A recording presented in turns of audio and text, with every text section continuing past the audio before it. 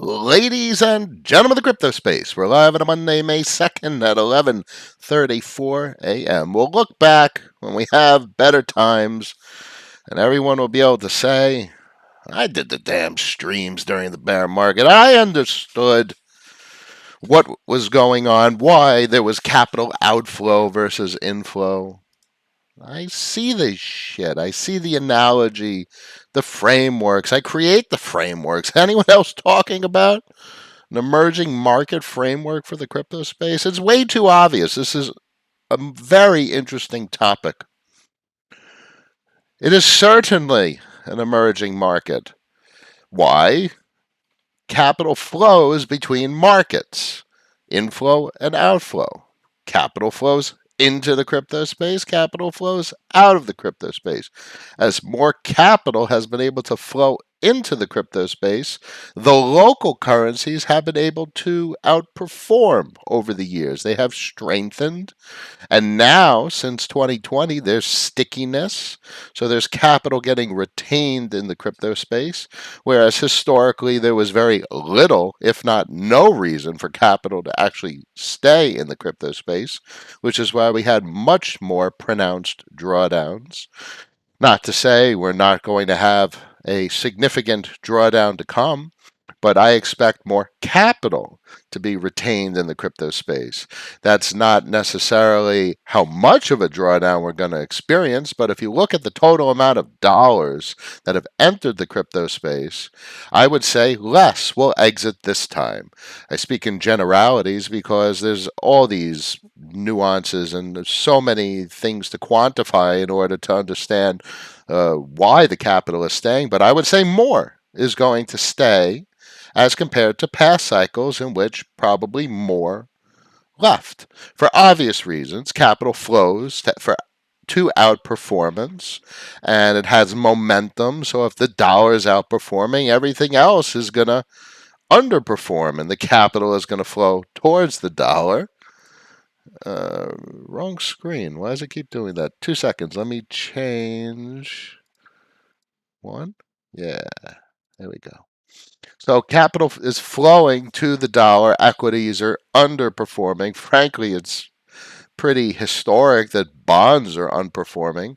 Yields are correlated to dollar bullishness. So there's the whole topic of regime change and what the hell is going on compared to the last 41 years of a bond bull market. But we're literally sitting in a resistance flip support from a bond chart perspective. When this thing breaks 3%, and that's what the directionality is indicating, it's going to further solidify the regime change narrative.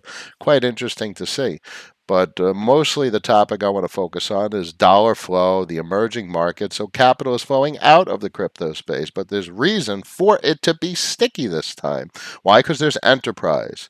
What is enterprise? Enterprise is a business that performs a service and creates a profit. There's cash flow.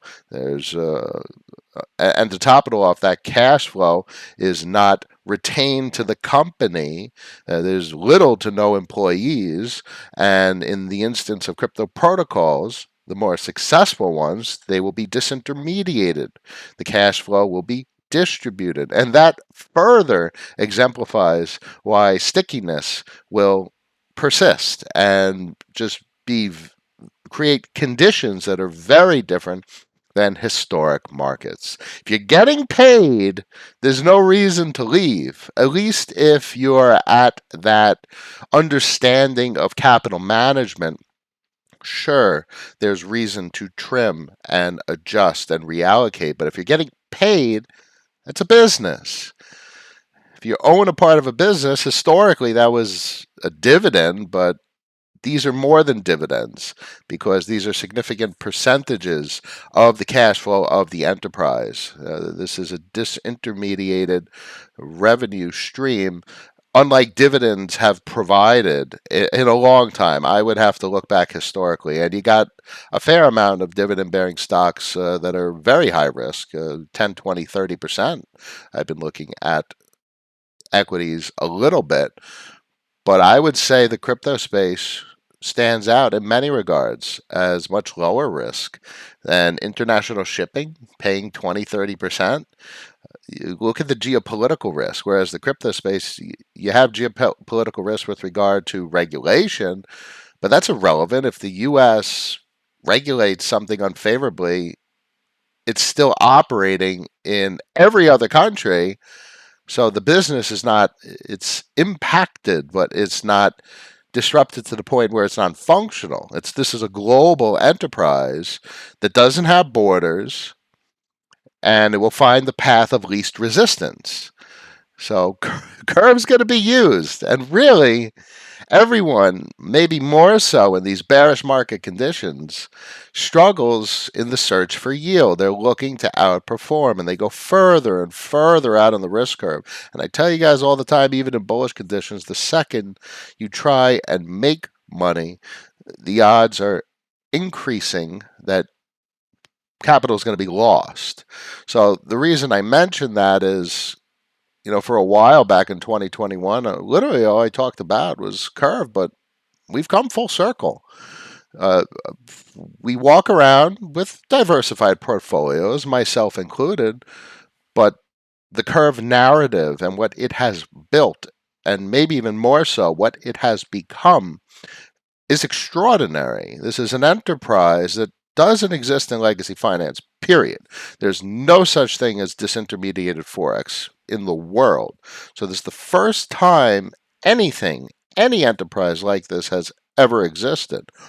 It provides dividends unlike any other equity, whether it be a REIT or a preferred stock. There is nothing that provides cash flow, risk adjusted cash flow, like what Curve does. And sure, that's numerical. So there's assets, equities that provide 30, maybe 40% cash flow. I'd have to look into and see if there's something in the 40% range. But the geopolitical risks, as I mentioned, with those assets that are producing that kind of cash flow, you have to look at the balance sheet and see how sustainable it is. That's the thing about Curve. Where is the sustainability? I mean, check this out. As transactions peak, the volume through the protocol peaks. If you, I believe I saw it at 14%. Let's see if we can get this to load.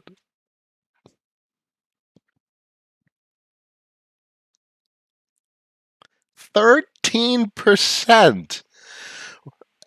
This curve has been cranking out CRV at monumental levels. And after all is said and done, the last 2 years, year and a half since its inception, it's cranking out 13% APR. You can't make this shit up. I mean, the deposits are at an extraordinary level. Daily volume 375. I remember when Curve broke $1 million. I remember seeing less than $1 million in daily volume. The growth and stickiness of the protocol with regard to TVL, liquidity positions, and just volume as well. We've seen spikes up to $1 billion. Now, obviously, Uniswap does what it does, but who gives a shit? Nothing about Uniswap is disintermediated. It's useless. So I look at everything from the lens of an opportunity of what can I own? How can I participate? There's nothing of value on Uniswap. There is zero reason to hold Uni. It's completely worthless. And that's fine. The market may say otherwise, but I'm on my stream, so I could say what I think has worth and what doesn't. And to me, it is entirely worthless. This is a worthwhile. This asset has value.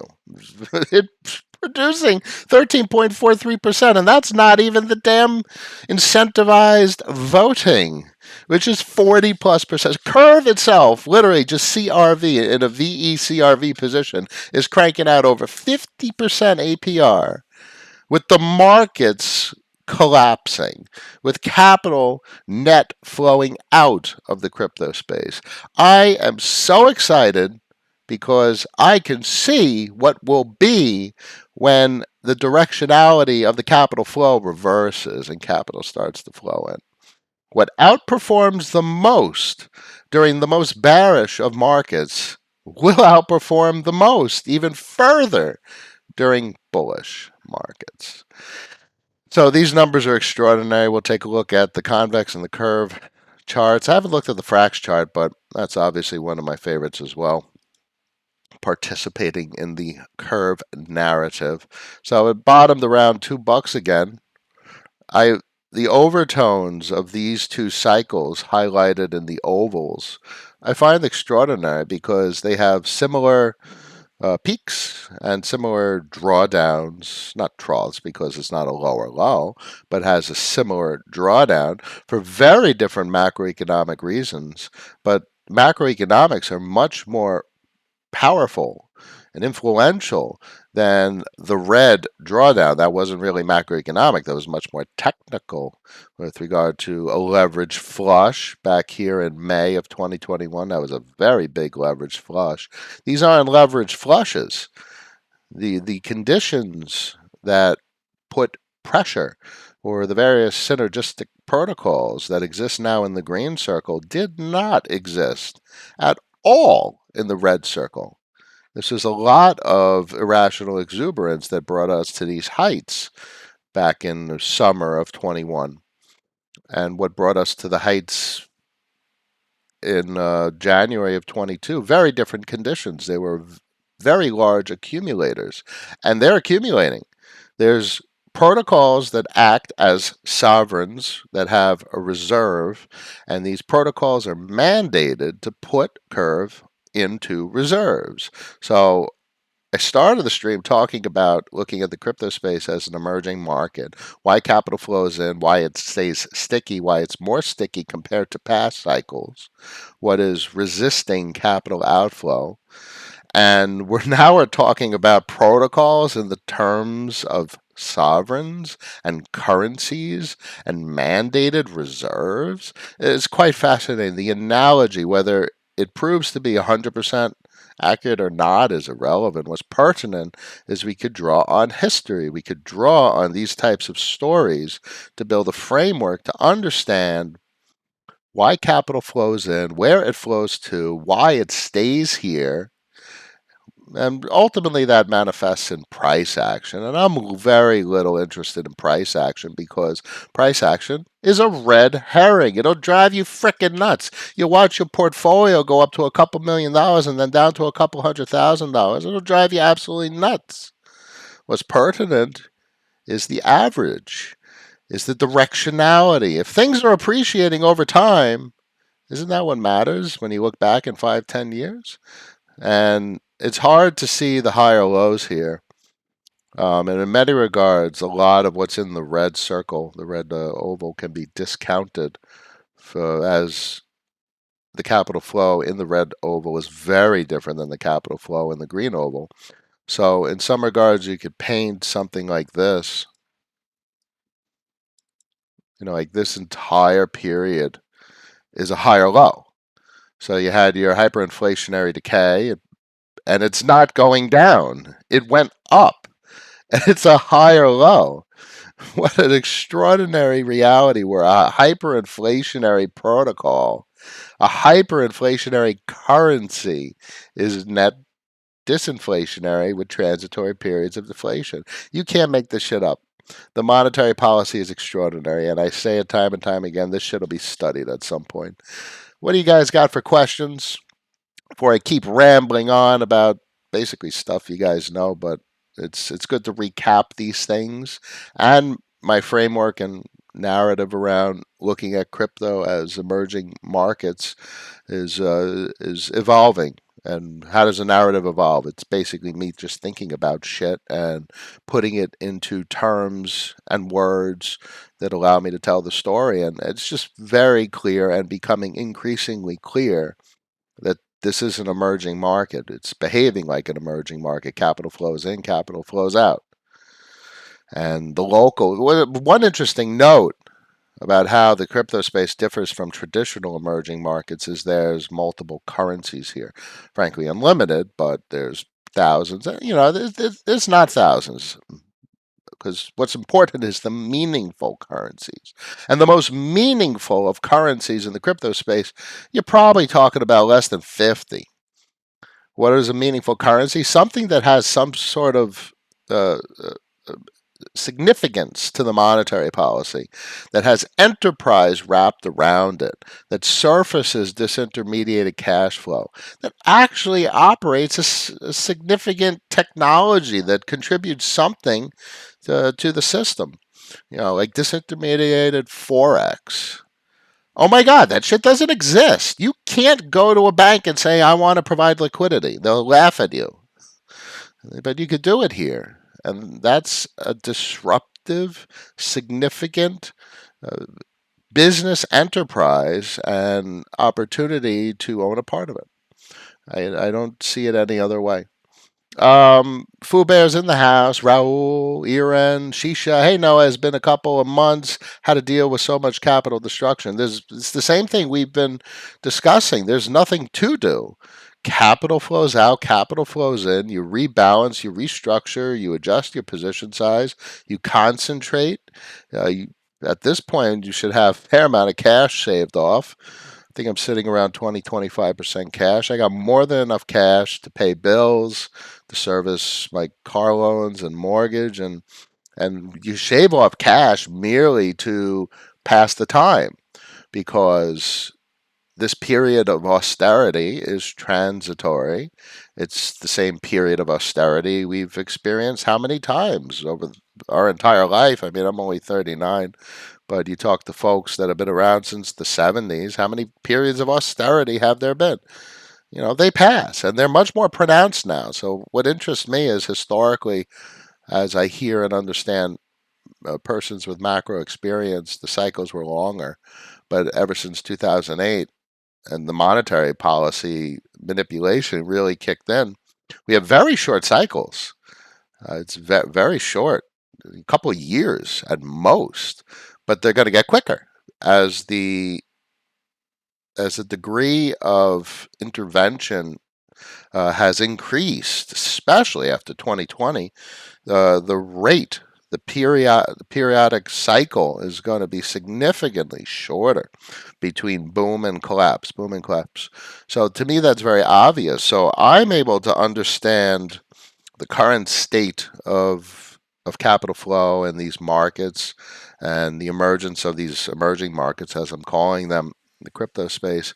Uh, that's my primary understanding, and then I put that into context of this historical experience that I'm learning from other persons, that was their primary experience. So this is my primary experience. I'm learning this shit with everything else as context. A lot of the older macro folks have the history as their primary point of reference, and they're learning this new crypto space as context. So we have an advantage. We don't have that historical bias. We're actually just drawing on that history as contextual information that we put our new experience into as a framework. So we're understanding what the hell's going on in the context of history, and that gives us, I would argue, a bit of an unbiased advantage. No interest in Yeti Finance, Lewis, my friend. I see you've been playing around some stuff out on the risk curve. I'm patient. We outperformed significantly since March of 2020. I got no need to. I don't need to turn 10 grand into 100 grand, or 10 grand into a million. I don't have the patience or the time for that anymore. I rather sit back and collect rent by owning disintermediated cash flow systems. And I tell everyone that I will outperform the least out of my peers. And I know many of folks that walked away from 2020 with an all-time high with 50 million gains, and it's much lower now. Obviously, the market has taken back, has clawed back a lot of those gains. But I don't need to make 10 times as much money as I've made, because I know what's most important is my process. The way I think is duplicable and maintainable. And all I need to do is repeat exactly what I did and what I currently do. And in the coming years, I will get to where I want to be. And and that's comforting. And I know because I've personally experienced it in past cycles and even earlier in 2020, 2021, I've had much anxiety and frustration wanting to outperform, wanting to see that top number go as high as possible. I don't want to make as much money as possible. I want peace of mind. I want to be able to click a button at the end of the week and make more money than I've ever made at a job working. And if I could do that right now in a bear market, I need to forget about trying to make as much money as possible. That would be me being greedy. I don't need to want to do that. I want to I want to relax and find peace. I used to tell, maybe why do I say that? Because I know so many folks run around with a lot of anxiety, and anxiety is painful. And additionally, I do that out of altruism. Everyone really needs to find their peace, and maybe I say that because I remember as my grandmother, God rest her soul, 99, um, as she was getting older, 97, 98, 99, and you get depressed at that age, especially an old Jewish lady. Um, I always used to tell her, Grandma, find your peace. Find what makes you happy. Meaning like go outside, sit on a bench, look at some birds and shit, and watch the sunrise and sunset. Because there's a day when there is no more sunrise and sunset because you're dead. So we during life we struggle to find what we're looking for, and a lot of folks are like, I want to make as much money as possible. What the fuck do you want to make a lot of money for? What do you want to do? You want to get a car? You get the car, and once you get the car, you got the car. And then what's next? So maybe I say that from a biased perspective because I got the car. And I'm not the person who wants multiple cars, so I have what I want. I have everything I need. Um, Maybe a lot of the stream is that you'll get out of this over the years is obviously alpha and shit, and the education of how to navigate these markets. But over the years, you guys probably get a lot of insight into my growth and way I've evolved. I sure know that if you look back at some of my original streams, you'll see a very different person at this point. That's a good thing, I would hope. Um, Let me answer some more questions. Puckangle? Puckangle, my man. Hey, no, I saw you helping Stargate in the economy side. I'm not helping. I will chime in as best as I can, but I work and I manage my own finances and I have a family, so I'm more than happy to contribute and tell them what I know will make things good with regard to monetary policy. And you know, it has to change. What exists now will be self-destructive from a price point. We could take a look real quick, and I know it's been self-destructive. It's 96 cents. Come on. I bought my bond. I was very happy, and I'm no discontent whatsoever buying the bond at 25 cents. Great groovy grand, but I know a lot of people bought it $3. Holy goodness, that's painful. It won't go up in price. There's too much liquidity. What's the demand?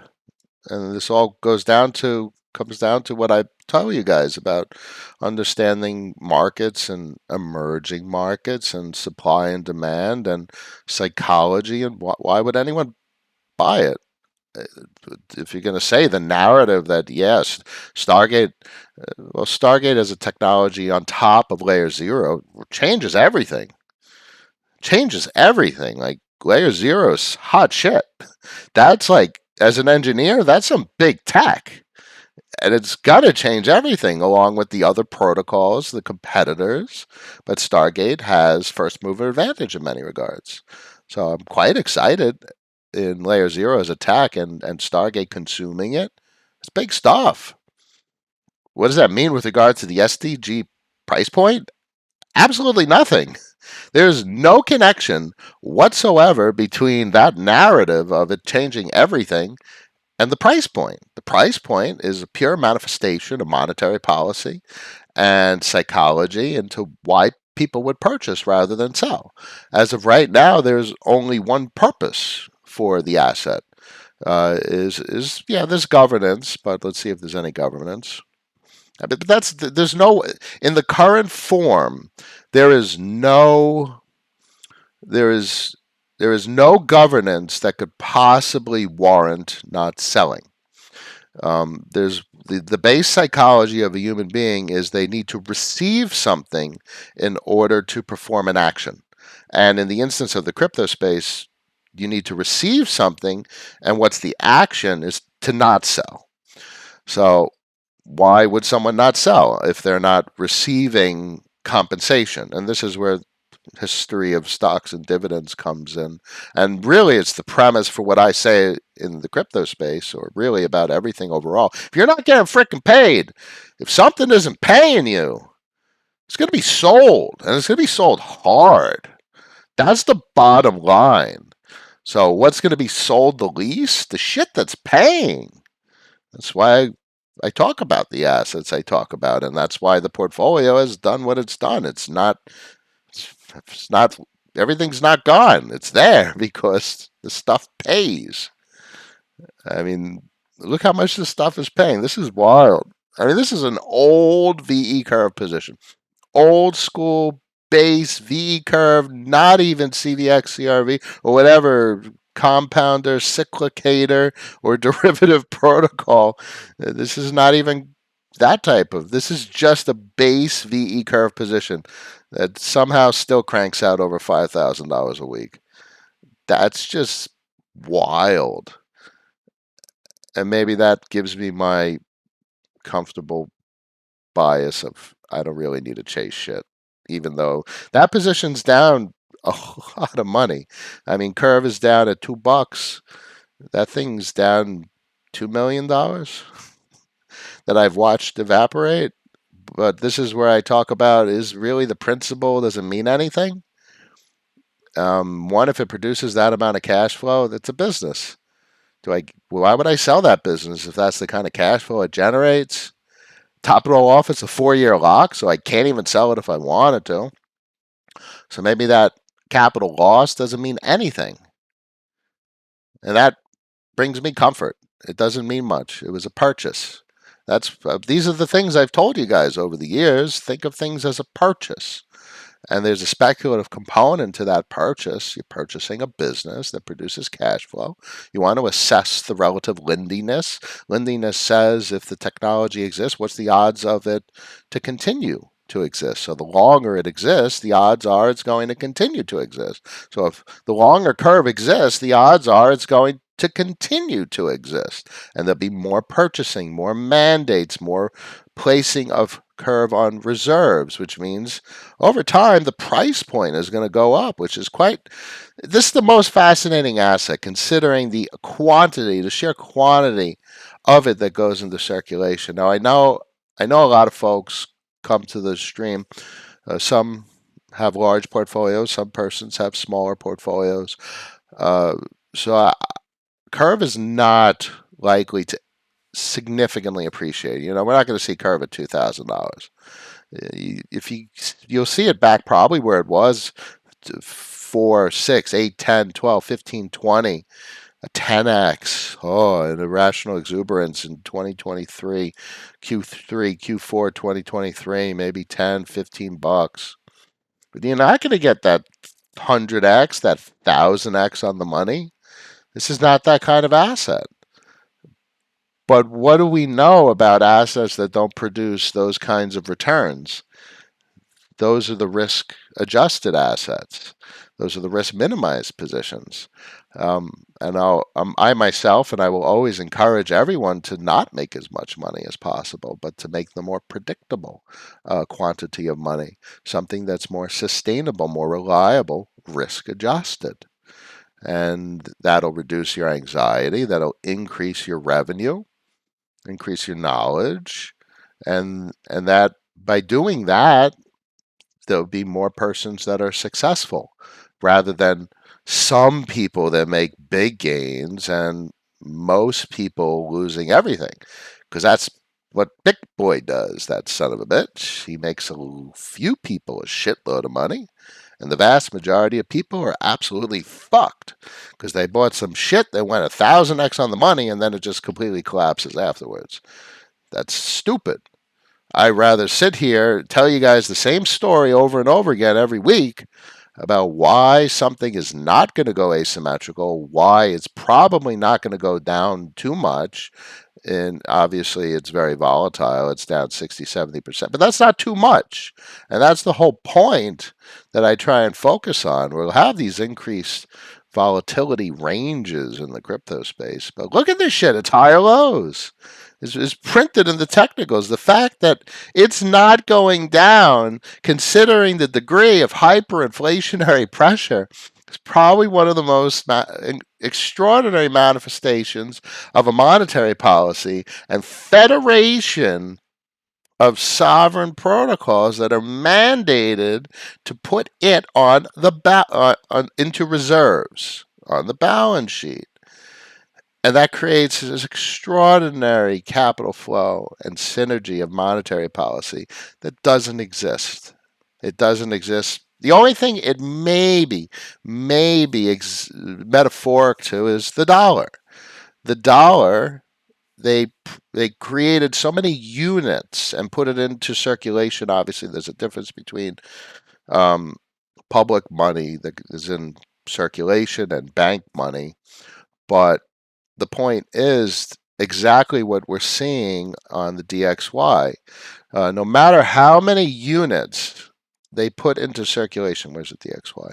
No matter how many units they put into circulation, they printed what, 20%, they say, of all dollars in existence in the last 2 years? Look at the demand.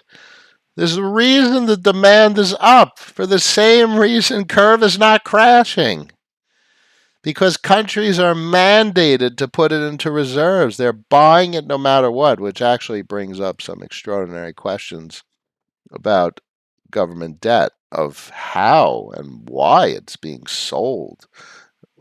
It's a historic quantity of selling. So that's the regime change. If this sticks and this directionality stays, how is that even possible? What are countries doing different?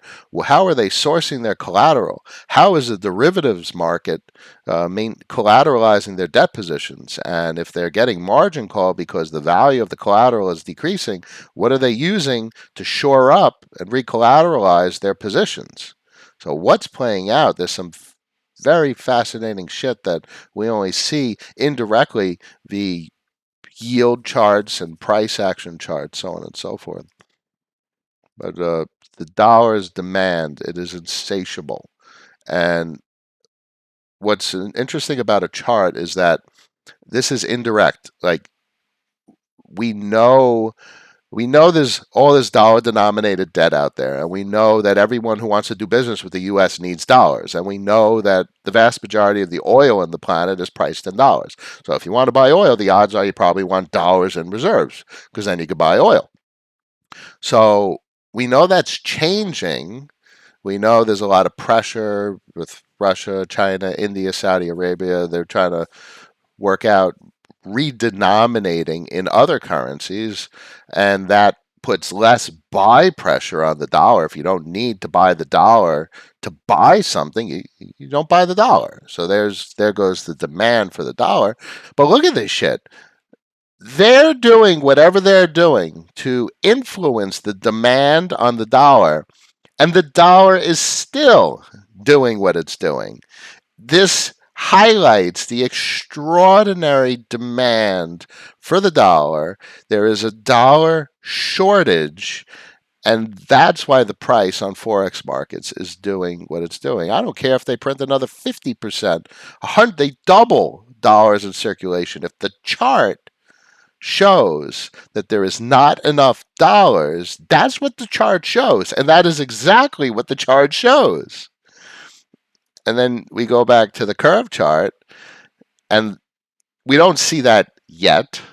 We see hints of it, You know where you see hints of it? When it doesn't go down. What we're seeing manifest here is there's adequate demand to consume the supply. So right now the supply is meeting the demand. If you start to see the price point go up, that means there's not enough demand to meet supply. So as protocols demand more and more curve to control the liquidity emissions, maybe 100 protocols come online in the next 2 years. And to come online, you really need a capital efficient way to drive liquidity.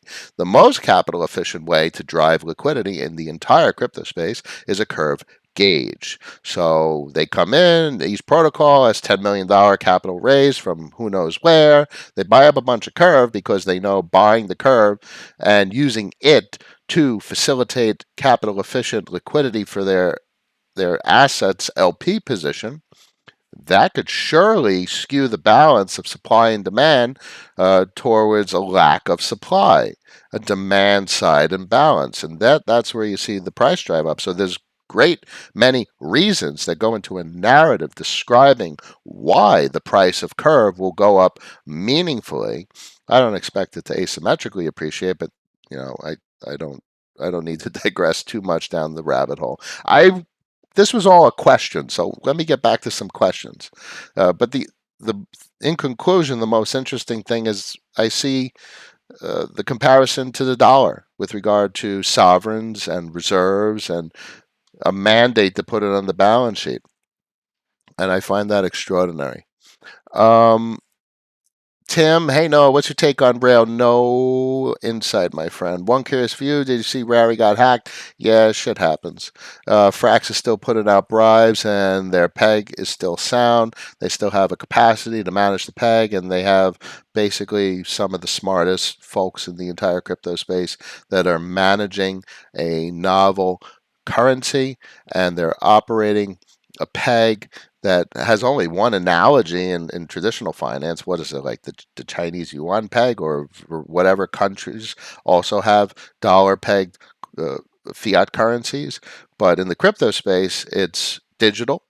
You have unlimited supply, instantaneous digital supply. You have an instantaneous capacity to direct liquidity to any market you want. So you have an infinitely better capacity to manage a peg in the crypto space than they ever had in traditional finance. So if any peg currency is going to create lendiness and show sustainability, it's going to emerge in the crypto space way before a sovereign country. The plumbing, it's just merely about the plumbing. How do you get capital and currency to where it needs to be?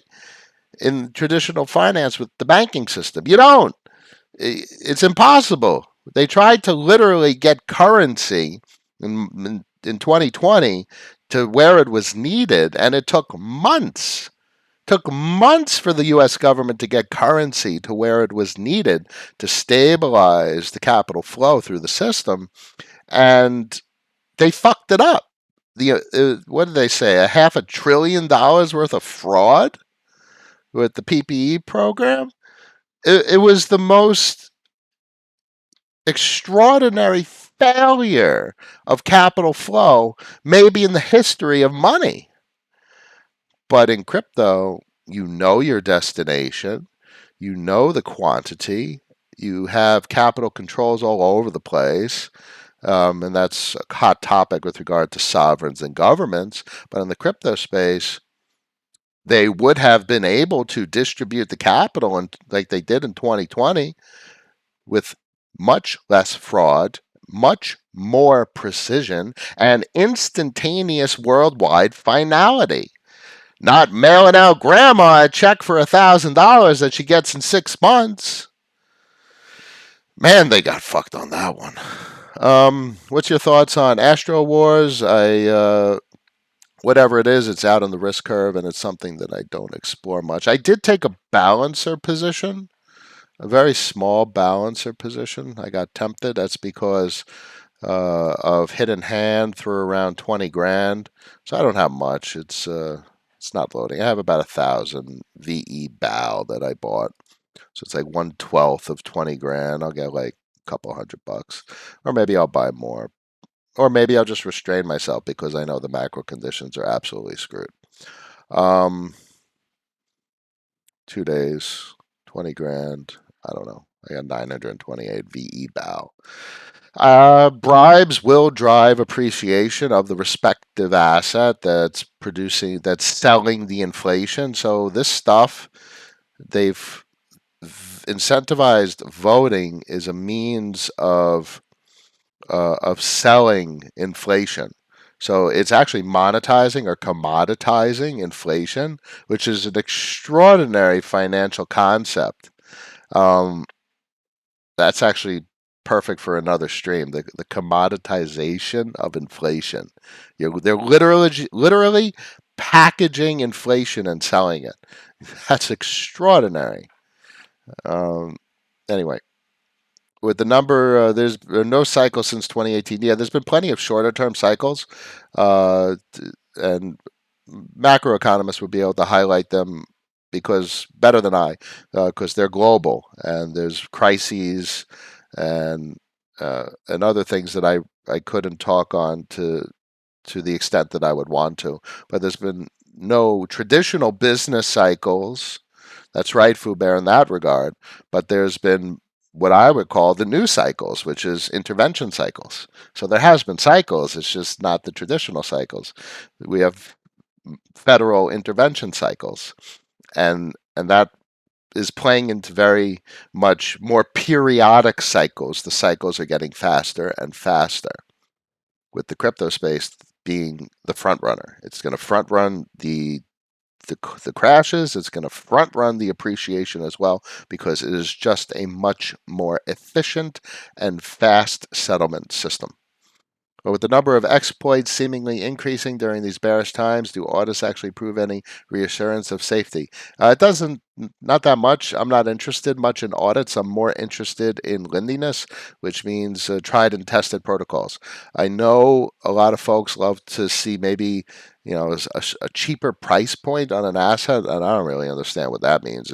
If Curve's at $2, I mean, and you see some brand new protocol on another chain that's fraction of a penny. I don't know what the hell that means. What matters is if you take 10 grand and you buy something and what's its price movement? Does it go up 20%? Does it go up 50%? That's all that matters. It doesn't mean anything if it's a penny or $2. I mean, if Bitcoin goes up 50%, that's all that matters. If you put 10 grand and Bitcoin goes up 50%, you made 5 grand. If you put 10 grand into Curve and it goes up 50%, you made 5 grand. It doesn't matter the price point of the asset. If the price point goes up 50%, you made 50%. Doesn't matter if it's a $40,000 token or a $2 token. You see what I'm saying there? So a lot of novices really get hung up on the price point of assets, and that's probably the first thing to realize it's completely irrelevant. Um, what else could I help with? Foubert talking about Justin Bieber from Byte Masons about what security audits actually do to get a deeper understanding of what an audit is. Well, it's a code review process. It's getting more eyes on the software. So the best things, I'm a fan of code review and having multiple third party reviews. But in the end, you have no idea what a protocol is really going to do until it's in production and it's really getting massaged by consumers. So what's pertinent from there is iteration and responsiveness and fast follows. That's complicated from an immutable smart contract perspective because it's not really designed to be fast followed. It's not mutable. So some nuances to iterate on crypto protocols in that regard. You can introduce dynamic components and proxies and upgradable contracts, but that further increases the risk associated with the protocol. So this is where all the experience that I lack in software development and crypto comes into play, and that's like what Curve has designed is immutable contracts, but they're extendable, where you can add additional contracts, and that's kind of like composability versus iterability, or I mean, you could still reuse contracts, but I don't know. That's one thing that came to mind. Rarati, Lewis, can you share your legacy macro thoughts, please? I tried my best, my friend. I'm more than happy to do it again. I don't want to keep the stream too long today, but watch the dollar, watch bonds. I mean, look at this stuff. This stuff is crazy. 30-year about to break. Oh my goodness, 3%. This is like regime change territory. This is a resistance flip support. This is extraordinary to see play out in real time. How is the dollar ripping and bond yields ripping? I mean, look at equity markets. This thing looks like it's ready to completely implode. And then you look at the crypto space, and curve won't break $2. So that's good to see. It did dip below maybe $1.90, but the fact that it's above $2 is quite extraordinary. Let it go horizontal and not fall between below $2, and the equities market completely collapses. It'd be absolutely extraordinary for this price point to hold up. Not going down is an incredible price action. um, Smiling in the dark, kind of curious of the things you learned after you made some big money. I'm sure many of us are here on the grind and it's deteriorating our mental state. Yeah, I that's why I try that's why I do the stream 3 days a week. It's devastating. Now I've lost a fortune, down millions, and I didn't have it. I started years ago with five figures, and I've watched it go up and I've watched it go down, and I've watched big numbers come in and big numbers completely evaporate. But what I do and why I do the stream is because there's more to it than just number go up and number go down. It's like seeing a forest and seeing a path through it. Most people, they go to a forest and they see just a bunch of fucking trees, but I see a path, and there's a path to traverse. And that path is not going to be the one that goes over rocky terrain and barely makes it through swamps. It's the one that's the easiest path to traverse. I find the easy path through absolute insanity.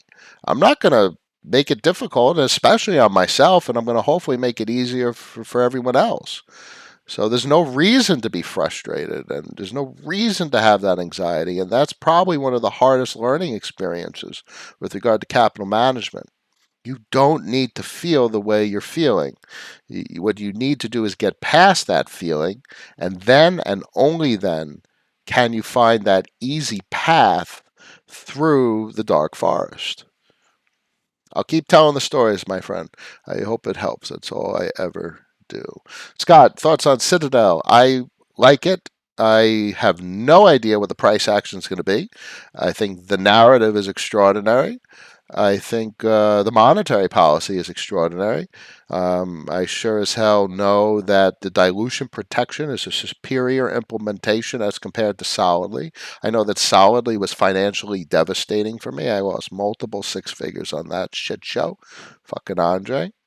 I know that Chris over at Badger is impressive and quite astute, and I appreciate some conversations we've had, and I really appreciate the documentation that he's put together with regard to the initial launch of Citadel. I appreciate very much the federation that he's built. So there's overtones of other successful protocols.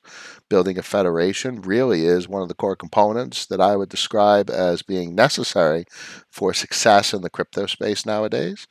Protocols are going to be mandated to put CTDL on the books, and that's a big deal. So my expectation is to take a position. And how do I manage risk in this environment? It's going to be a restricted position. It's not going to be anything like I've done during bullish markets. So I will significantly restrain myself.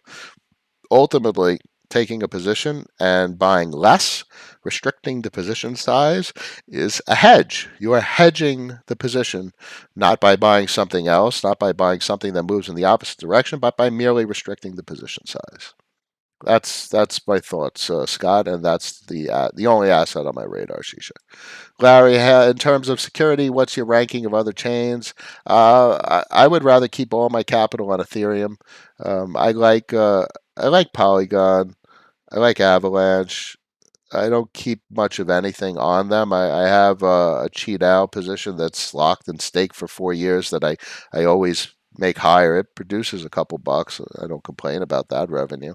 That's very nice, and I like the partnership with uh, uh, Celsius, so that's nice. Um, but I restrain myself from exploring the other chains. I very much like the decreased transaction cost.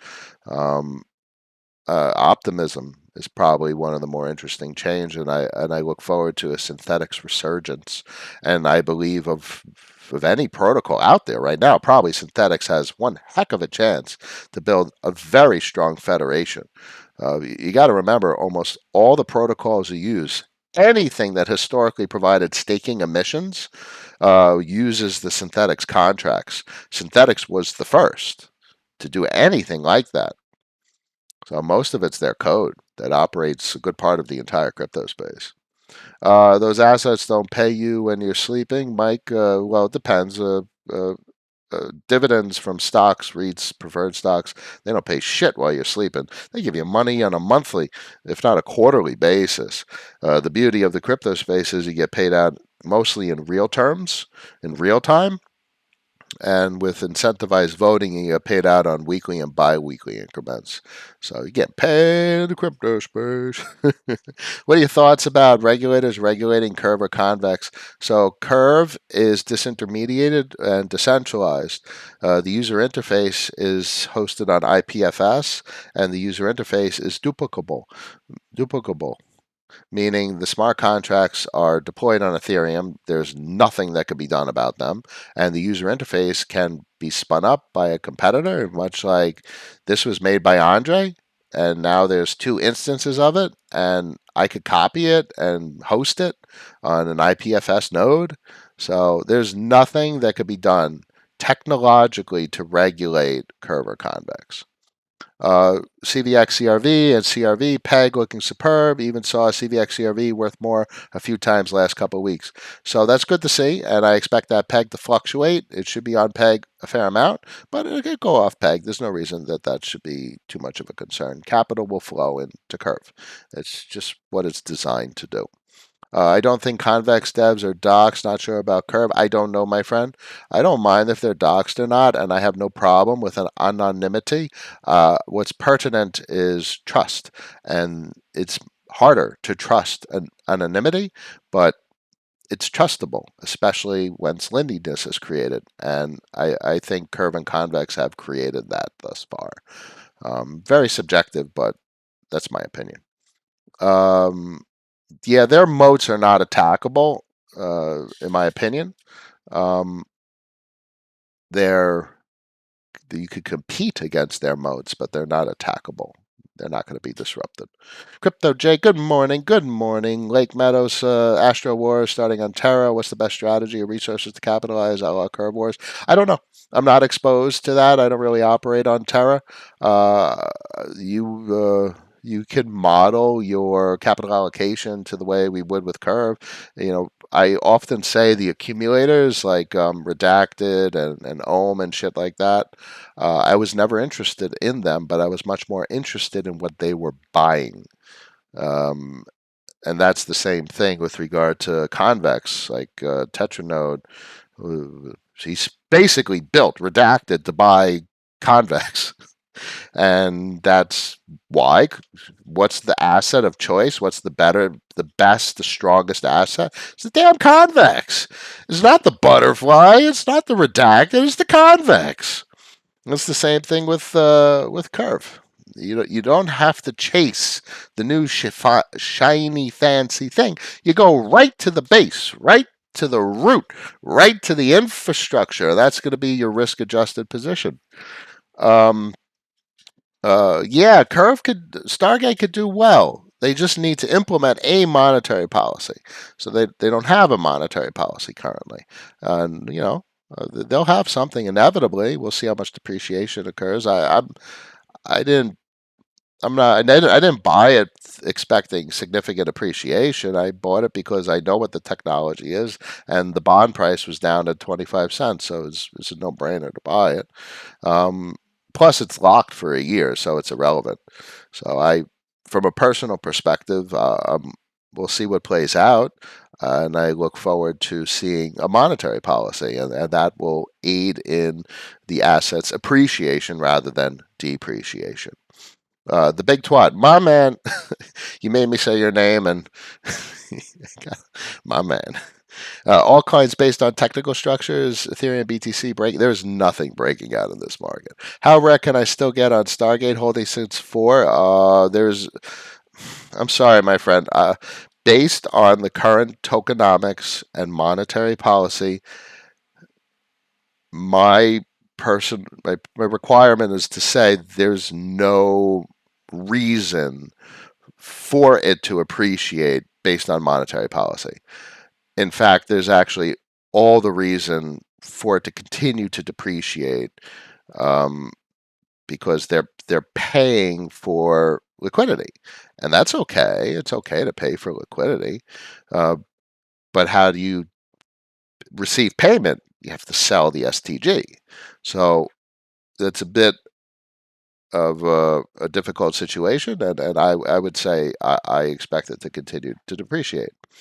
So I myself have a position, and I can't sell it. I have no interest in selling it. I don't care if it goes down, up, left, sideways. I bought a bond and I participated in getting their protocol off the ground, and I'm content with that. And I look forward to a monetary policy emerging, and hopefully this becomes something meaningful. I'd very much like this to be a couple $100,000. Root what's up? Noah in the house. A pleasure. Caleb, any opportunities? No. There's no opportunities in this market. The opportunities in this market is to not lose money and to be prepared for bullishness. This is a learning market, and then the only reason to be exposed to assets is if you have an adequate amount of capital and you don't need to experience significant capital gains, and you're just in this for business ownership. You own a meaningful part of an ongoing cash flow positive enterprise. That's the only reason to be exposed to this market. Otherwise, even I, who have that kind of mentality, have a significant amount of cash on the sidelines. I know there's going to be capital loss, so I needed to carve out capital so I could pay bills and do so on and so forth with my life. I need to have the cash to get past this period of austerity. And I know the bullishness will return, and once the bullishness does, great groovy grand, the assets outperform, and there's prosperity. So you have periods of austerity, and then you have periods of prosperity, and you need to carve out cash to get through the periods of austerity. And when the periods of prosperity come along, then you don't need as much cash because your assets are pretty much printing cash for you. Uh, Polish Astro Wars will be contested by Retrograde, Apollo, and Reactor, which are heading toward a collision. I mean, that sounds interesting from a semantic standpoint. I'm sure I'm going to see a lot of interesting stuff that has rhyme and rhythm to the most successful protocols in the crypto space over the last 2 years. Lake Meadows, you're very welcome. Damien, last question. Hey, how did it go when you minted your other side land this week? No, my what I see every time I see gas spike to 3,000, I'm like, what the fuck are these lunatics doing now? What a waste of money. Now maybe it'll make someone a significant amount of money. It'll make them a minority a lot of money. It won't make the majority a lot of money. Most people lose.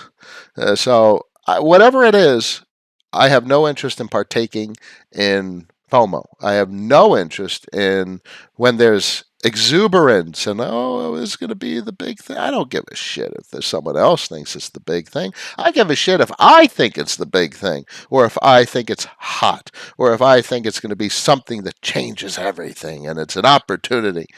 I don't listen to anyone else. I listen to myself. And that might mean that I miss out on something because I don't see everything. But it also means that for me to do something, I have to find the confidence, the conviction, and I have to come to a rational reason why it's a good thing to do. Monday, May 2nd, 12:34 p.m. Pock Angel, what will be layer 0 token utility? There is no layer 0 token right now, my friend. Patience. 12:34 p.m. I wish everyone a wonderful day. It's only Monday. I'll be back on Wednesday. I'll keep you guys posted on the markets, and stay frosty. Protect your shit. This is not a market to be freely giving away money. You want to be taking. You want to be a predator in these markets. So protect your stuff. Anyway, thank you all for joining After Party on Discord for the most rational community in the entire crypto space. I love everyone in there. You guys have attacked these markets the right way. You guys remain rational in times of irrationality, and I respect you guys ever so much. If anyone needs any assistance, noahseidman.com. I'm more than happy to help one-on-one. And if you need any of those links, they're on the profile on my page. Y'all have a good one. I'll see you again on Wednesday. Peace.